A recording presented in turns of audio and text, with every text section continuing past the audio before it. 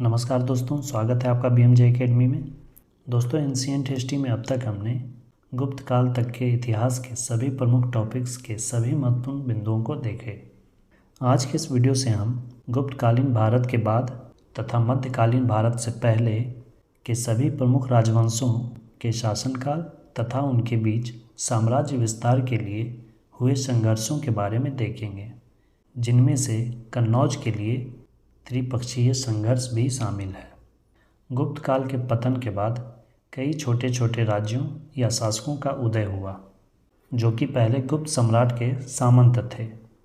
हुनों के आक्रमण के कारण तथा उन पर विजय हासिल करने पर इन सामंतों ने अपने आप को स्वतंत्र शासक घोषित करते चले गए, जिससे गुप्त साम्राज्य का पतन तो हुआ ही, साथ ही कई छोटे छोटे शासकों का उदय हुआ, जिनमें आगे चलकर अपने साम्राज्य विस्तार के लिए संघर्ष होने लगे। गुप्त वंश के पतन के बाद जिन राजवंशों का उदय हुआ, उनमें से थानेश्वर का पुष्यभूति या वर्धन वंश, कन्नौज का मौखरी वंश, वल्लभी गुजरात का मैत्रक वंश तथा बंगाल के गौड़ या चंद्र वंश प्रमुख थे। इनमें से सर्वाधिक सफलता पुष्यभूति वंश या वर्धन वंश को मिली। गुप्त साम्राज्य के बाद वर्धन वंश ने ही एक विशाल साम्राज्य स्थापित कर पाया। दोस्तों, आज के इस वीडियो में हम वर्धन वंश से जुड़े सभी प्रमुख जानकारियों को देखेंगे, जिनमें से वर्धन वंश की जानकारी के स्रोत, वर्धन वंश की स्थापना तथा संस्थापक तथा वर्धन वंश के प्रमुख शासकों के बारे में देखेंगे। तो आइए दोस्तों, शुरू करते हैं। पुष्यभूति या वर्धन वंश।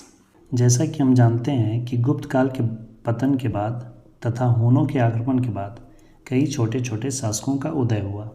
उनमें से भारत के पश्चिमी भाग में वर्धन वंश का उदय हुआ। वर्धन वंश की जानकारी के स्रोत। वर्धन वंश की जानकारी हमें बाणभट्ट द्वारा रचित हर्षचरित तथा कादम्बरी से मिलती है। इसके अलावे ह्वेनसांग की पुस्तक सी युकी से भी वर्धन वंश के इतिहास की जानकारी मिलती है। पुलकेशिन द्वितीय, जो कि चालुक्य वंश का शासक था, इसके ऐहोल अभिलेख से भी वर्धन वंश की जानकारी मिलती है। पुलकेशिन द्वितीय ने वर्धन वंश के सबसे शक्तिशाली शासक हर्षवर्धन को नर्मदा नदी के तट पर पराजित किया था। पुलकेशिन द्वितीय चालुक्य वंश का शासक था। इसके बारे में हम आगे के वीडियोज में दक्षिण भारत के राजवंशों के बारे में विस्तार पूर्वक पढ़ेंगे। इसके अलावा कल्हन द्वारा रचित राजतरंगिणी पुस्तक से भी वर्धन वंश के इतिहास की जानकारी मिलती है। अब आइए दोस्तों, पुष्यभूति, जिसे कि वर्धन वंश भी कहा जाता है, उसकी स्थापना के बारे में देखते हैं। गुप्त साम्राज्य के पतन के पश्चात उत्तर भारत के राजवंशों में थानेश्वर, जो कि वर्तमान का हरियाणा पंजाब का क्षेत्र है, वहाँ पुष्यभूति ने 6ठी शताब्दी में एक स्वतंत्र शासक के रूप में वर्धन वंश की स्थापना की। पुष्यभूति गुप्त सम्राट के सामंत थे, किंतु हुनों के आक्रमण के बाद तथा उन्हें पराजित कर भगाने के बाद पुष्यभूति ने अपने आप को स्वतंत्र शासक घोषित कर दिया और थानेश्वर में वर्धन वंश नामक स्वतंत्र साम्राज्य की स्थापना की।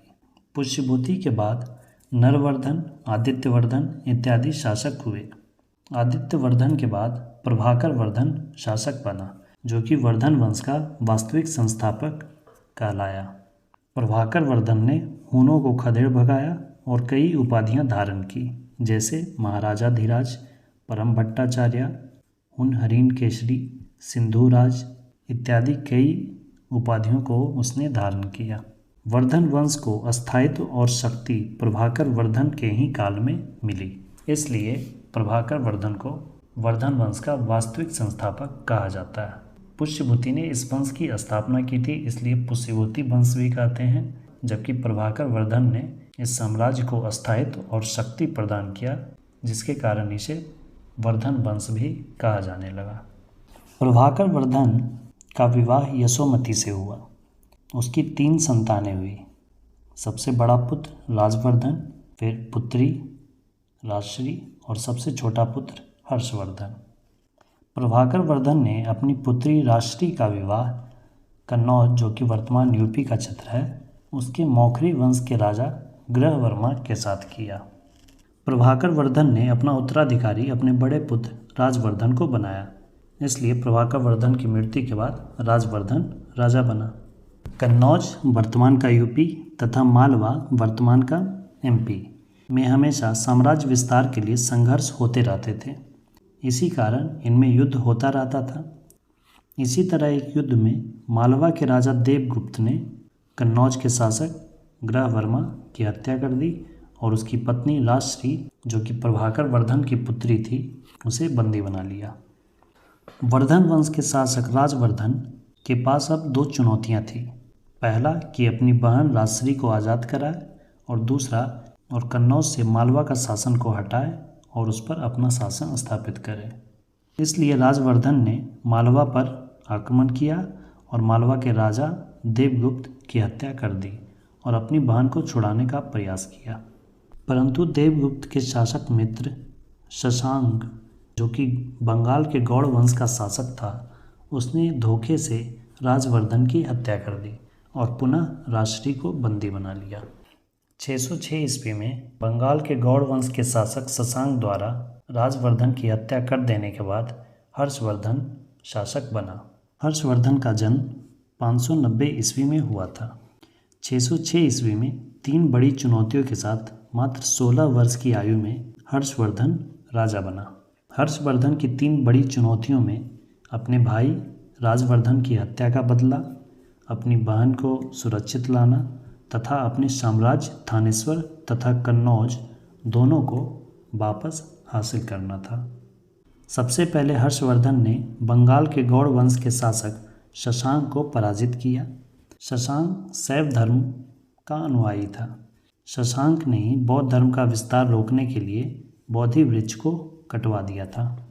बंगाल के गौड़ वंश तथा सेन वंश के बारे में आगे के वीडियोज में हम विस्तार से पढ़ेंगे। हर्षवर्धन ने अपनी बहन राजश्री को भी सुरक्षित बचा लिया तथा अपने साम्राज्य को भी वापस हासिल कर लिया। हर्षवर्धन ने अपने शत्रुओं को पराजित कर कन्नौज के क्षेत्र को भी अपने साम्राज्य क्षेत्र में मिला लिया और अपनी राजधानी कन्नौज में स्थापित की। इससे पहले वर्धन वंश की राजधानी थानेश्वर थी। हर्षवर्धन को शिलादित्य नाम भी दिया गया है और यह नाम हर्षवर्धन को हेनसांग ने दिया था।